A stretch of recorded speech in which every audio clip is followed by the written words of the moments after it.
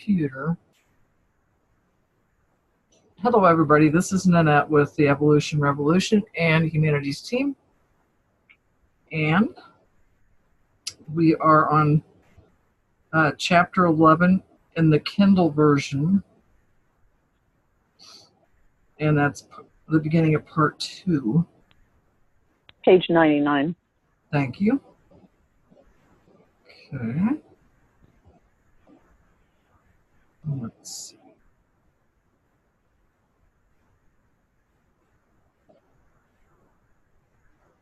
All right. Does anybody have anything they want to announce or say before we get going? Okay. Let the reading begin. Okay, everyone. This is Communion with God. We are on Part 2 now, Mastering the Illusions. And this is Chapter 11. Teaching your children well. And this is God speaking. Teach these truths to your children. Teach your children that they need nothing exterior to themselves to be happy. No person, place, or thing. And that true happiness is found within. Teach them that they are sufficient unto themselves. Teach them this, and you will have taught them grandly. Teach them, your children, that failure is fiction, that every trying is a success, and that every effort is what achieves the victory, with the first no less honorable than the last. Teach them this, and you will have taught them grandly. Teach your children that they are deeply connected to all of life, that they are one with all people, and that they are never separate from God. Teach them this, and you will have taught them grandly. Teach your children that they live in a world of magnificent abundance, that there is enough for everyone, and that it is in sharing the most, not in gathering the most, that is the most received. Teach them this, and you will have taught them grandly. Teach your children that there is nothing that they are required to be or to do to be eligible for a life of dignity and fulfillment, that they need not compete with anyone for anything, and that God's blessings are meant for everyone. Teach them this, and you will have taught them grandly. Teach your children that they will never be judged, that they need not worry about getting it right, and that they do not have to change anything or get better to be seen as perfect and beautiful in the eyes of God. Teach them this, and you will have taught them grandly. Teach your children that consequences and punishment are not the same thing, that death does not exist, and that God would never condemn anyone. Teach them this, and you will have taught them grandly. Teach your children that there are no conditions to love, that they need not worry about ever losing your love or God's, and that their own love, unconditionally shared, is the greatest gift they could give to the world. Teach them this, and you will have taught them grandly. Teach your children that being special does not mean being better, that claiming superiority over someone is not seeing them for who they really are, and that there is a great healing in acknowledging mine is not a better way, mine is merely another way. Teach them this, and you will have taught them grandly. Teach your children that there is nothing that they cannot do, that the illusion of ignorance can be eradicated from earth, and that all anyone really needs is to be given back to themselves by being reminded of who they really are. Teach them this, and you will have taught them grandly. Teach these things not with your words, but with your actions, not with discussion, but with demonstration. For it is what you do that your children will emulate, and how you are that they will become. Shall I keep going, or should we pause? All right. What does everybody else think? I think we should keep going, but if somebody's got something to add at this juncture, I'm certainly open to that. Anybody? I keep thinking of the song, I think it was by Crosby, Stills and Nash, Teach Your Children Well. Yeah. It's one of my favorites. Okay, that's all I have to offer at this moment. Okay, we'll go on. Go now and teach these things not only to your children, but to all people and all nations. For all people are your children, and all nations are your home when you set out on the journey to mastery. This is the journey on which you embarked many centuries and many lifetimes ago. It is the journey for which you have long prepared, and that has brought you here to this time and place. Okay, hang on a second. Hang on.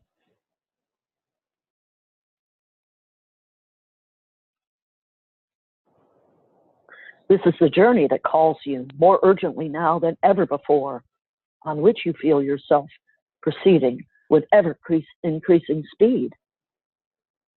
This is the inevitable outcome of the yearning of your soul.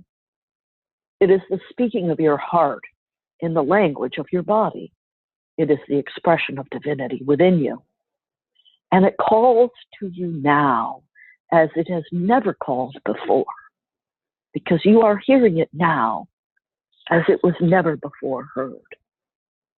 It is time to share with the world a glorious vision. It is the vision of all minds that have ever truly searched, of all hearts that have ever truly loved, and of all souls that have ever truly felt the oneness of life. Once you have felt this, you can never be satisfied with anything less. Once you have experienced it, you will want nothing but to share it with all those whose lives you touch. For this is the reality, and it stands in spectacular contrast to the illusion. You will be able to experience the reality and to know it because of the illusion. Yet you are not the illusion, and the you that you experience within the illusion is not who you really are. You cannot remember who you really are as long as you imagine the illusion to be real. You must understand that the illusion is an illusion, that you created it for the purposes, very real, but the illusion itself is not real. This is what you have come here to remember with more clarity than you have ever remembered before.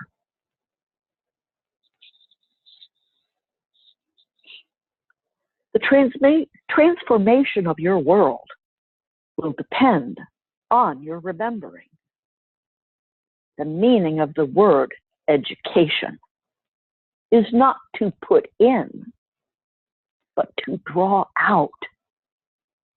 All true education is the drawing out from the student of what is already there.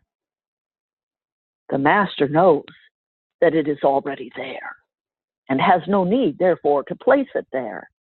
The master simply endeavors to cause the student to notice that it is there.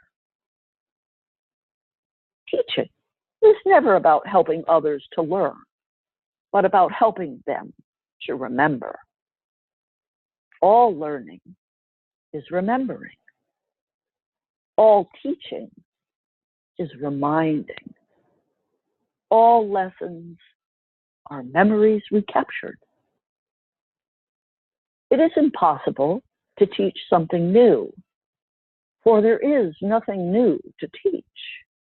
Everything that ever was, is now, and ever shall be, is right now. The soul has access to all of this information. Indeed, the soul is all of this in formation. The soul is the body of God in formation. I am in constant process of formation. That process has been called evolution. And it is a process that never ends.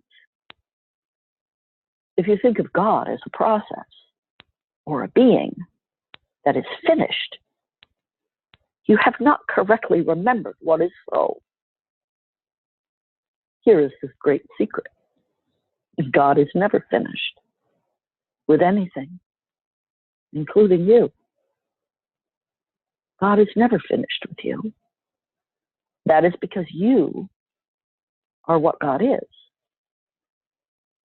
And since God is not finished with God, God cannot possibly be finished with you. Now, here is the divine dichotomy. I have said that everything that ever was, is now, and ever shall be, is right now. I have also said that the process of evolution is never ending, and thus never over. How can both be true?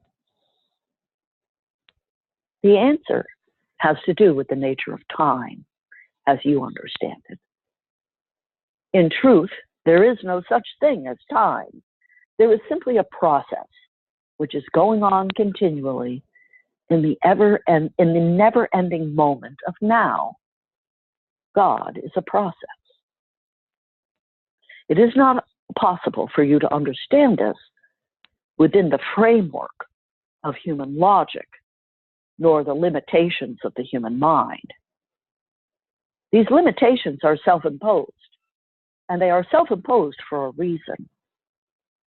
It goes back to the reason for the entire illusion, which has been explained to you many times now, and will be explained one more time before this present communication comes to an end. For now, simply know that God is never done Godding. The process by which I experience myself is ongoing, never-ending, and instant.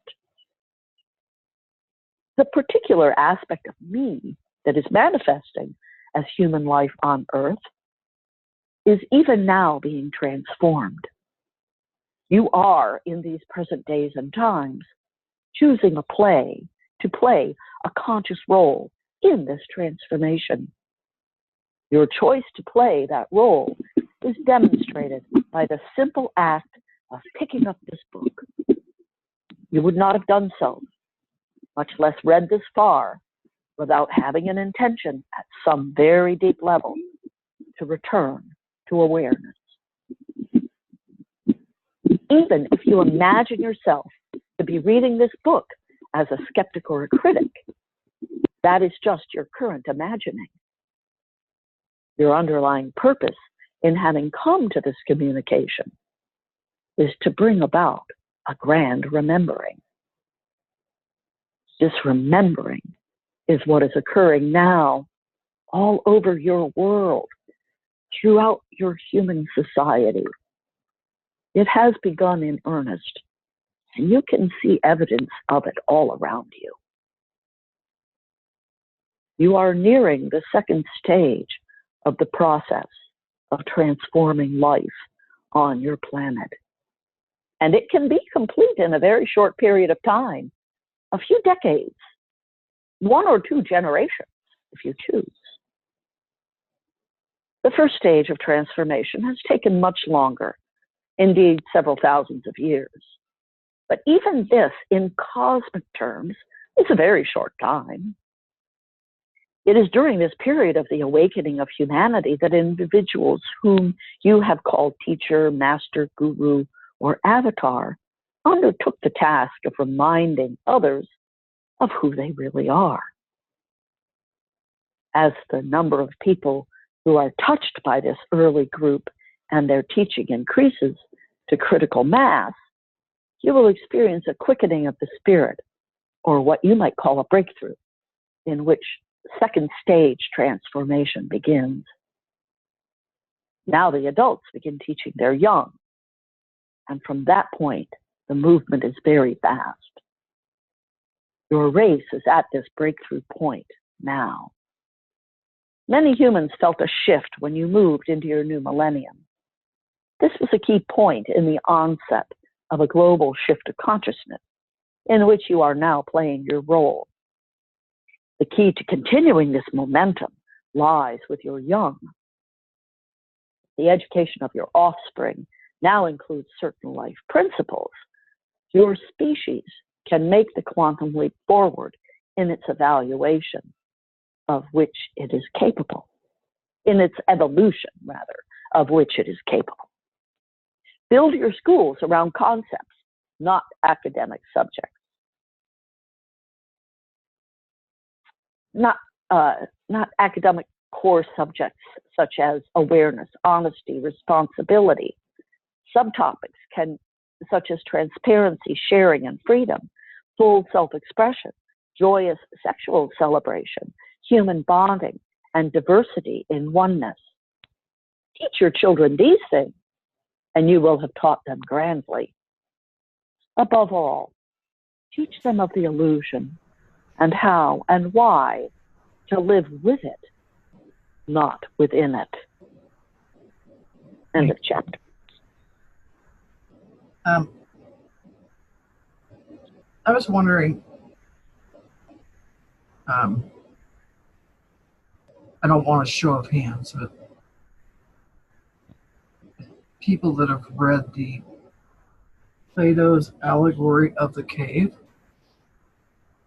and all through this chapter, when you said the illusion thing, Linda, or read the illusion thing, it made me think about it. And if you haven't read it, I think it's kind of a hard read. But it was a required course for my degree.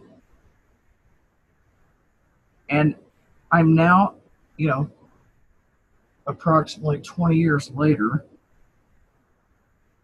because I got my degree later in life, going, oh, I think I get what he was trying to say. And the story, in a nutshell, because I haven't read it in years, is all these people were sitting in a cave, and they had a campfire behind them, and they were led to believe the shadows on the wall that were being cast by them was reality. And they got stuck in that illusion. And how they got unstuck, I can't tell you. You'll have to read it yourself. But so this idea of illusion is, I'm not saying anything against Neil or God here. It's not a new thing. And I just wanted to throw that out there. Over.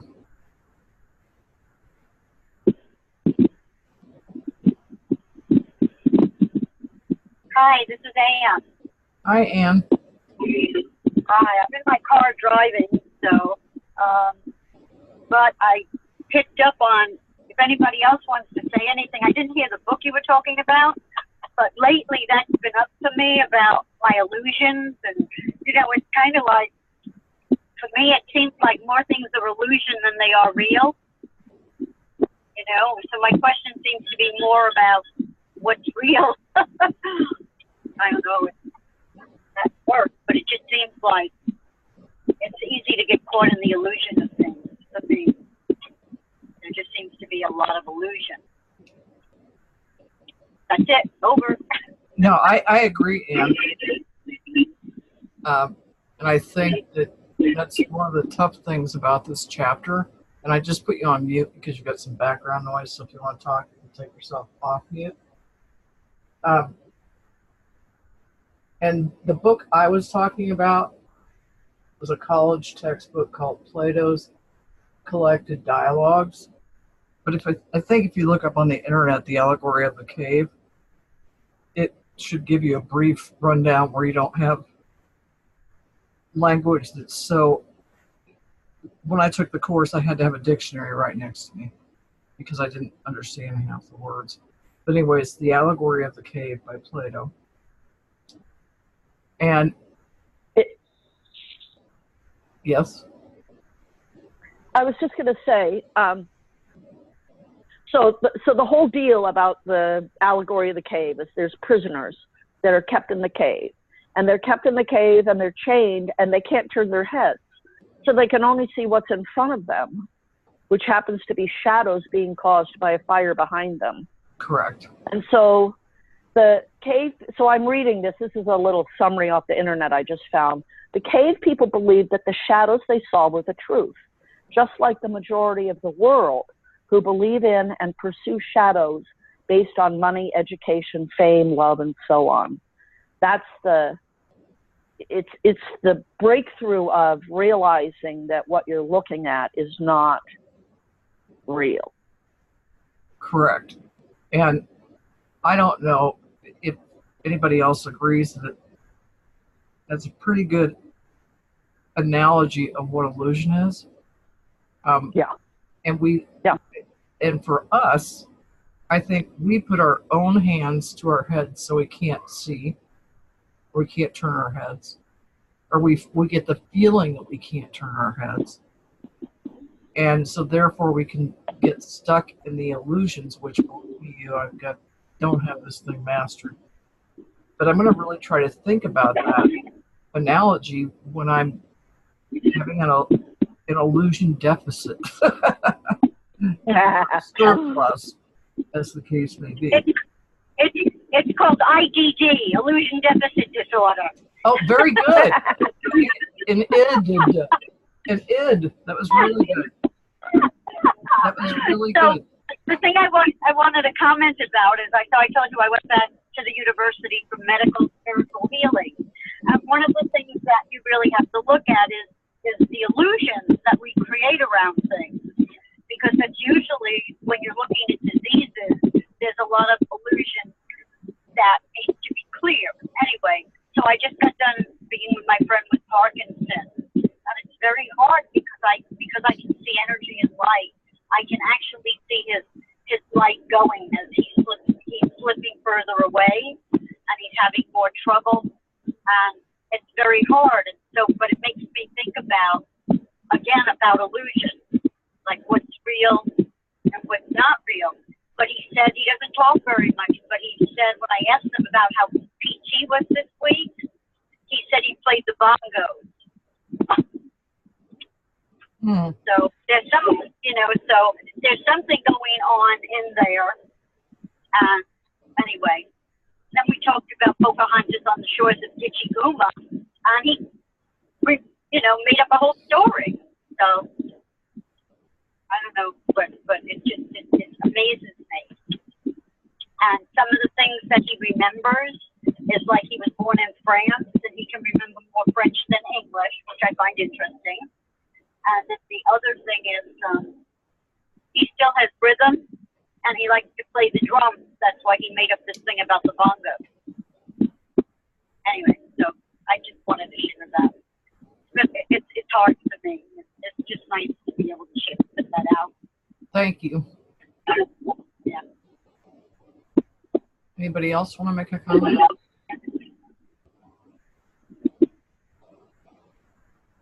Well, I just, am I unmuted? Yes, yes, you are. We forget, I think, quite often that when we have things that are physically wrong with us, I think the tendency for most is to look outside for answers when really the answers for why our body's doing whatever it is are actually within. And that's not a practice that Western medicine embraces. I completely agree. Anybody else?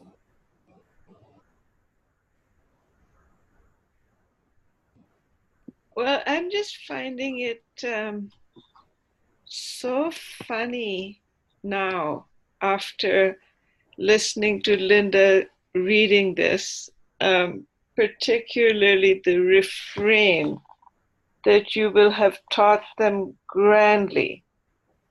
What I'm impressed by is that God is talking about children. I have friends one particular friend who thinks that she has nailed it. And her pompous remark is, I'm a realist. And I'm thinking, no one can teach you grandly, sweetheart. You're done. You know? I mean, before this, I'd just listened to her and it would go one in one ear and out the other. Is let her have her grandstanding. But now I'm just thinking that it's not just the boat that has sailed or the ship that sailed, but the whole fleet is gone, you know? And for the first time, I just want to pat her on the head and say, I wish that you'd been taught grandly or you were capable of being taught grandly, but those shadows are real. Yep. And I respect you for digging in your heels. But I never before, until now, first saw it as funny and then tragic, is that you cannot teach someone who is dead set because they've got blinders. And Shabana, I just want to respond to that. And I think you did the right thing by just listening and not correcting. Because that's that person's, and I want to use this term real loosely, that's that person's illusion. Because I'm not trying to judge. But if people, any one of us, and I'm sure all of us have some illusions that we cling to. And when Linda was going through the teach your children well thing, and was repeated several times, I don't know why this came up, and some of you may have heard me tell this story. And it's not long, so everybody else will have time. I was backing out of the driveway one day, taking my now 24-year-old son to school. He was about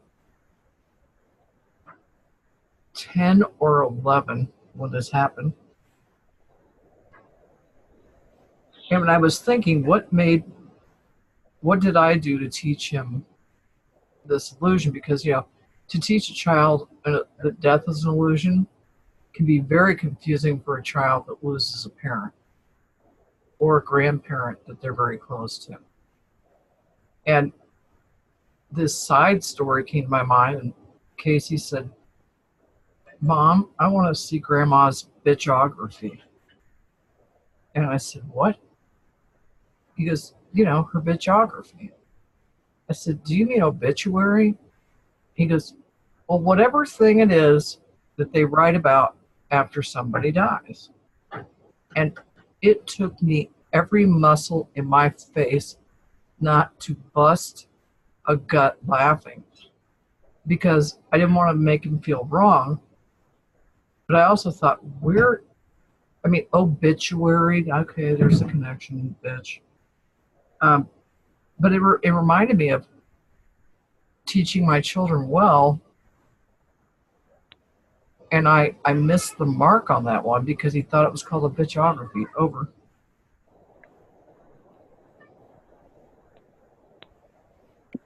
You're so funny.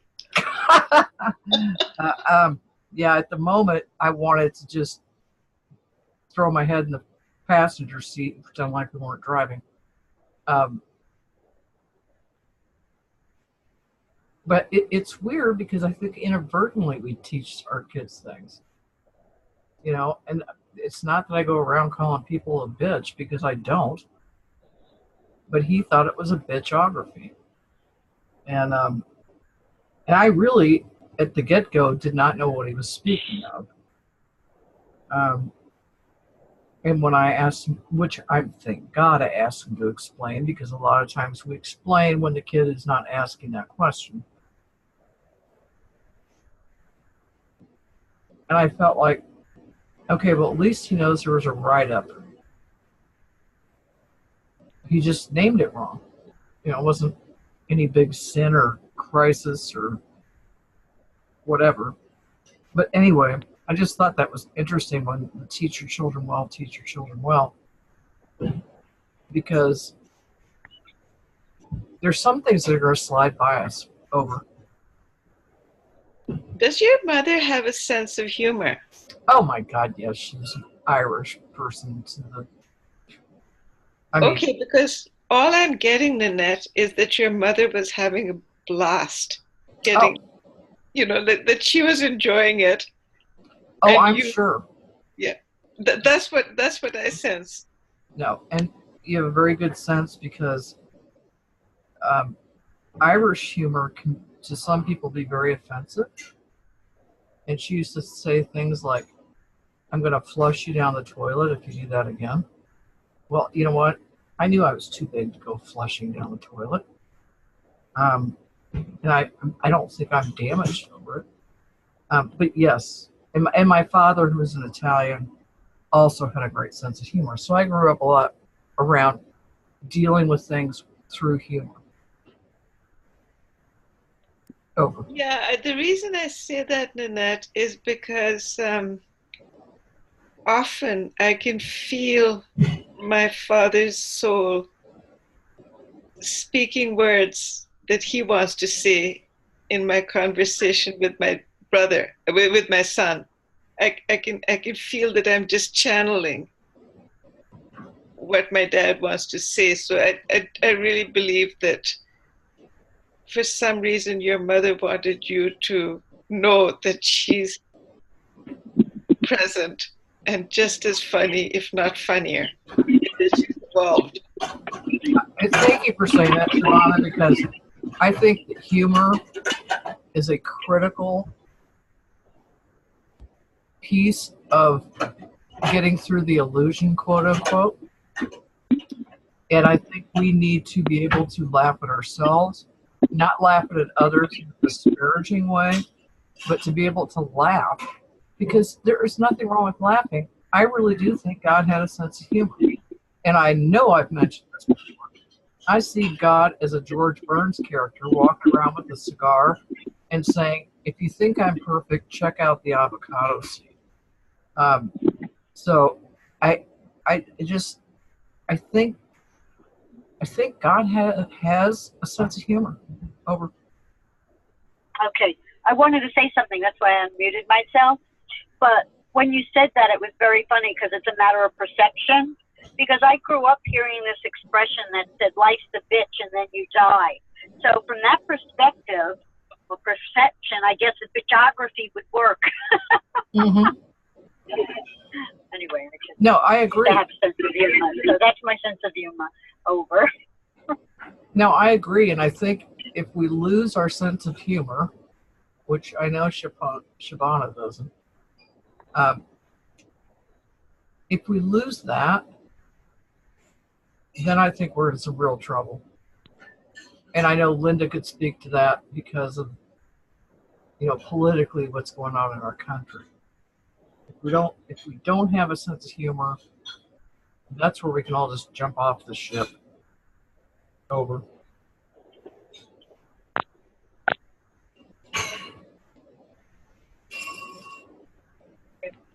I think one more thing. Okay.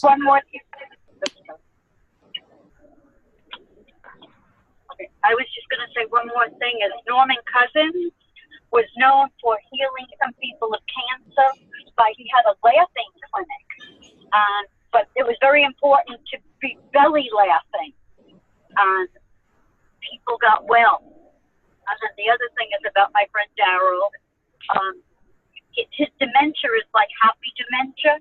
So most of the time, everything he finds funny, and he laughs a lot. And especially when he's happy, like when he sees somebody and he recognizes them, he just laughs because he's so happy to see them. Okay, open. Well, I think that's one. I'm going to let Shabana get in here in a second, but I think that's one of the important things that Hollywood does is comedy. And I think about this movie called Analyze That with Robert De Niro and Billy Crystal, I think. And it is so darn funny. You're not expecting the funny when it happens. But I get an adrenaline rush from laughing my rear end off over. Nanette, I think that your current president is so incredibly humorless. I was going to say not funny. Go ahead. But I don't think I've ever seen him laugh. Ever. Not unless it was in a sarcastic manner, in my opinion. Yeah, but not as, the way we laugh. And so the humor industry, the late night shows and all that, are enjoying him more simply because of that. So he's bringing humor in by being humorless. Well, he's definitely a subject for humor. Linda, I'm interested in what you have to say to that. Well, I was going to talk about the laughing and healing because I actually, and right off the top of my head, I don't even know what the status of this website is, but I have maintained a website called Laugh to Heal for years because it is laughing. If you, like Ann said, if you could belly laugh, I think it's something like a half an hour a day, you'll always be healthy. You won't ever be sick. It's like some kind of magic something, that happens for us when we laugh. And I think if you read The Secret, there's a story in that book from someone who used laughter as a healing mechanism. I think Wayne Dyer talks about it. Oh, yeah. Yeah, he talked about it. Yeah, he talks about the fact that this woman who had been told she had a death sentence for cancer. Yeah. And I don't know if she talked to him or somebody, but he said, you need to laugh. Mm-hmm. And she went away for 6 weeks. And according to her story, she bought or rented CDs and VCRs, whatever was popular at the time, that were nothing but comedy. Mm-hmm.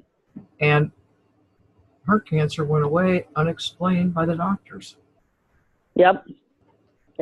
So there's an endorphin released of some kind that, right. And you know how you feel when you laugh so hard that you're crying. And it doesn't happen every day, but by golly, I love to laugh.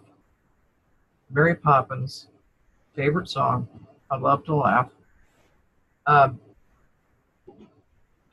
Because I think it's a help. And you know what? I'm not saying it's unhealthy to cry, but I think it releases that same business. Right. Oh. Yeah, and the cells in your body really, they pick up on that energy, because remember, everything's energy, right? So if you spend that time in joyful laughter, how can it be anything but healthy for you? Angela Means, I would like to ask you a question. And if you don't want to answer, I don't want to put you on the spot. But I know you're taking care of an ailing parent. do you not have some very funny moments with your mom or parent?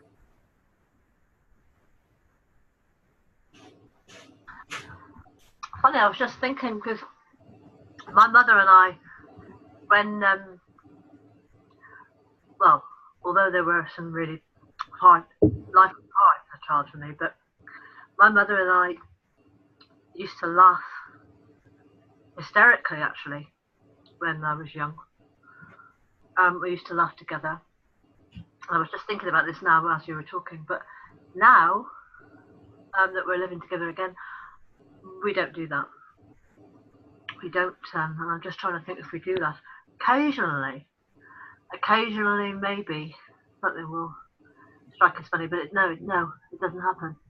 And I was just trying to think that also when you were thinking about when the lady went out and got the videos, Mm-hmm. I was trying to think, I was thinking then, well, what videos would I watch that I would find funny, and I don't know. How old's your mom? 88. She'll be 88 on Christmas Eve. Okay.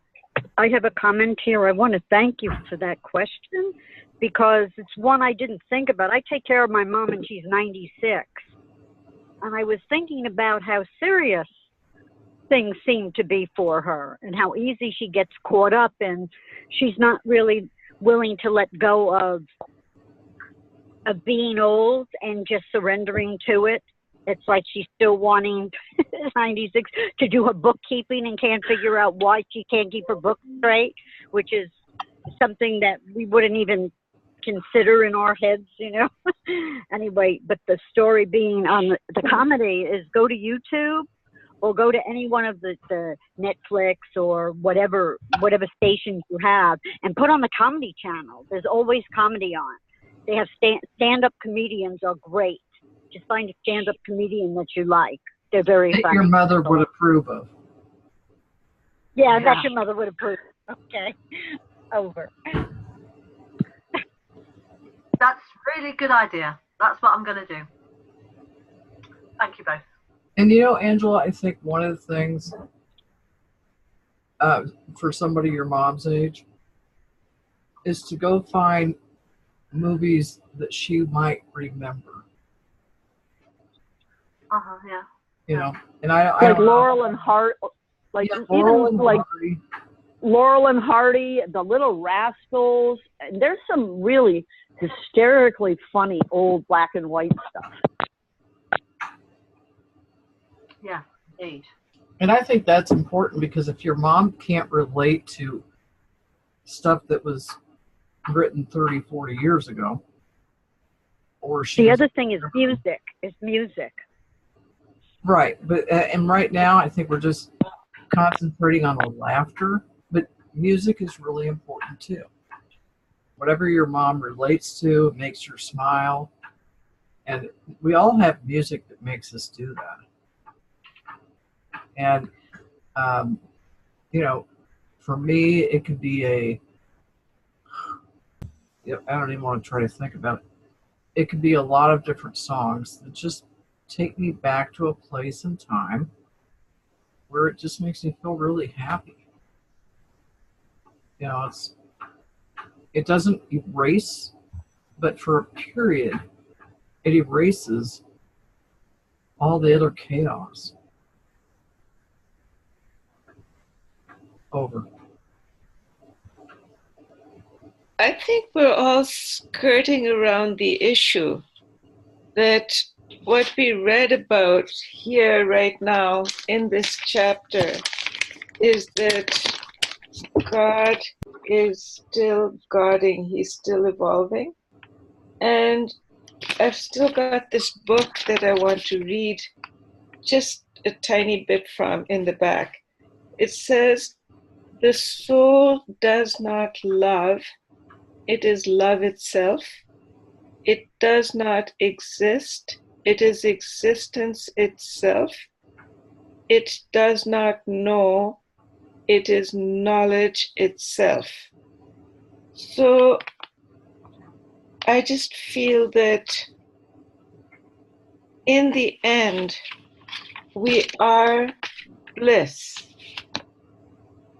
That we can look at all the shadows on the wall and, claim to be realists because we see the shadows in the wall and we're sure they're real.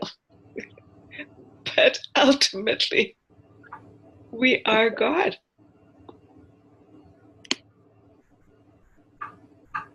Well, and I think, and I agree with you. I think that that was what God is saying in this chapter, is that she is never going to be finished Godding, and therefore we're never going to finish being. And which raises the question to my earlier point. I don't want to tell my grandchildren or my children that I'm never going to die, because it needs to be explained in a way where they're not reading Conversations with God and say, I might pass on to another plane, but I'm always going to be with you. I'm always going to be in your heart. I'm always going to be there for you. And having lost my biological father when I was 8, I've never felt his absence. I've questioned, but I've never felt his absence. Over. Yeah, I think for me, like when I have these discussions with my grandchildren, the way I describe it is that our spirit lives with our breath. And so when the housing for our spirit ceases to function, which is our body, we go back into source, because we're in the wind. We're not in the body. We just use the body while we're here. Our body is a ship. Right. It's the container for our visit. Well, I think too, and it's funny how life works out, but I lost my biological father when I was 8, and then I married a guy whose wife died when their kids were 8 and 6. And I've never thought that was an accident for 1 millisecond. Mm-mm. And now they're 30 and 34. They're 31 and 35. And I've been their mom for longer than their biological mom, which I'm not bragging about, I'm just stating it. And you know what? While I wasn't perfect as a parent, I really think I came in there on purpose. Over. Of course you did. There's no coincidences.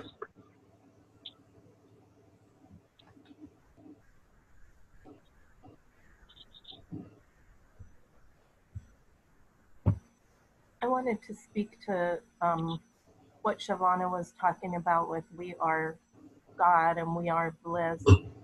And the conversation about laughing focused on the way that people tend to think about it as we grow older, which is we need to have humor or something outside of ourselves in order to stimulate the laughter.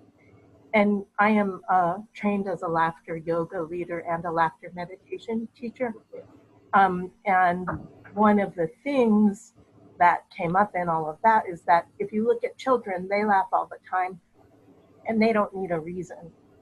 So, our inner nature, part of our inner nature, what you're talking about, where we are God and where we are bliss, is joy, and we can all find that if we look for it. And we forget about that as we grow older and get socialized out of it. So one of the things with laughter yoga is just learning how to, remembering how to laugh without having a reason for it. And to do that, we do silly little exercises. I think of it as kindergarten for grown-ups, like take a laughter vitamin, and when you take this little pill, imaginary pill, it makes you laugh. Ha ha ha. So I basically, you get to a point where you can just laugh at will about whatever or nothing. And then as far as the health benefits, one of the things with that belly laughter is it's basically giving your internal organs a massage, which is very helpful for us. So I think those are all the points I wanted to make. Thank you for letting me get that out there. Well, Mary, I just want to say that I think you're spot on. And I wish Christine Glenn were here because she's been a laughter person forever. And we have global council meetings with everybody that's on the global council team at the humanities team. And we don't do it every year, but we do it often enough. And I can remember we were at a restaurant in, what's a famous city in Portugal? Lisbon? Yes, Lisbon. And we were at this restaurant, and there were like 20 of us. And our dinner was taking forever. And all of a sudden, one of our members just started laughing. I mean, for absolutely no God-given reason. Well, there probably was a God-given reason. But he started laughing so hard that none of us could resist joining in. And you know what? We all forgot about the dinner taking for so long. And then one of our other members, Angie Lyle, who is majorly in charge of social media for HT, she started singing a Beatles song. We're like, what? And it got everybody just laughing. I mean, we were all practically crying. And nobody cared about the dinner being like. It was like you replace the laughter and the humor. It can be replaced. And I don't want to take up the rest of the time, but Shabana, do you want to do a meditation, or does anybody else have anything you want to say? Just one other thing about laughter that I wanted to say is that it shuts off your brain so that all of the thoughts that we have that interfere with who we are and our inner joy, those are gone in the moment when you're laughing. So that's also part of why it's so healing and magical. Over. Thank you. Thank you, Mary. And I just want to jump in and say that I also think that as a species, we are going through a transition in our humor because so much humor, or so many things that we have in the past considered to be funny, were really at the expense of someone else. And I think that as society awakens to our oneness, instead of laughing at each other, we become more self-deprecating, and we find the humor is in ourselves. Yes. And we laugh at ourselves, and that humor is life-sustaining, whereas the humor that is at the cost of someone else is actually not. Over. I totally agree with you, Linda. And like I said, I'm not walking on water. I hope I'm not sinking in that water because I'm trying to promote laughing within a good way. Over. Lord God, for the meditation, every one of us in this group, and there's 7 altogether, are pulling up chairs to be able to watch the people in Plato's Republic who are looking at the shadows and are convinced that they're real, that the illusion is reality. So here we are, all 7 of us, with our hearts and minds, our consciousness, and our compassion united, admiring the show of the illusion, and pooling our energy in believing that as you're godding, everyone else finds it just as funny as we do. Amen.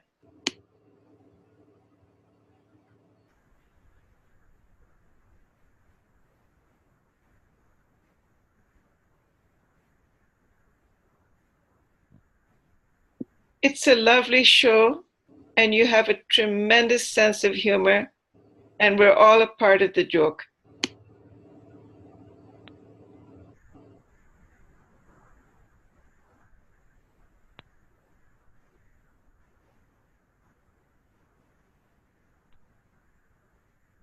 This is the comedy that's truly funny because we find our own subscription to the illusion hilarious.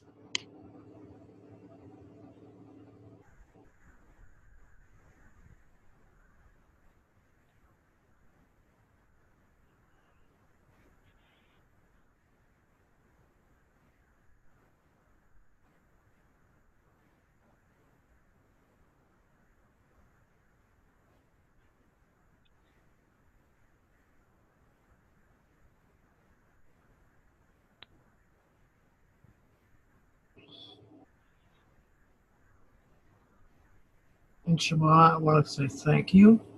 I also want to say that those that think our laughing makes us cuckoo, you know what? So be it. I mean, we don't have to advertise our cuckoo-ness, but you know what? If laughter is what gets the 7 of us, 10 of us, 12 of us, whoever joins us, if that helps us heal, so be it.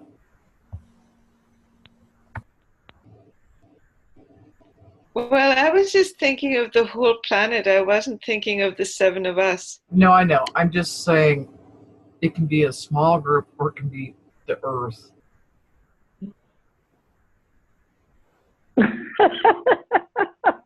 And I want to know, I want to let you know about it. You are appreciated. I'm appreciated. Oh, Well, my God. thank you. And you know what? All of you are. And we have to be able to say, I'm going to laugh at this. Or, you know what? I can even cry at this because they both set off the same endorphins. And sometimes we cry, and sometimes we laugh. Oh, that's a good title for a book. Okay. We'll all write that together. I love you, people. All in all. And tomorrow, or not tomorrow, next Sunday. Okay, let me just share a little something with you. Okay, next Sunday is the 16th.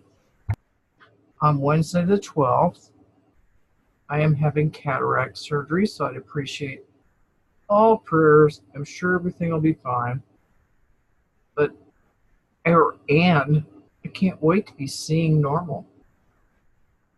So please keep me in your thoughts. Will do. Will do. All right, love you all, and I hope I don't have any problems uploading the replay this time. So we'll talk next week. Have a good laugh. Everyone. I'll be laughing. If they give me the right drugs, I'll be laughing. So, all right, I love you all. Bye-bye. Love you. All right. Bye-bye. Bye.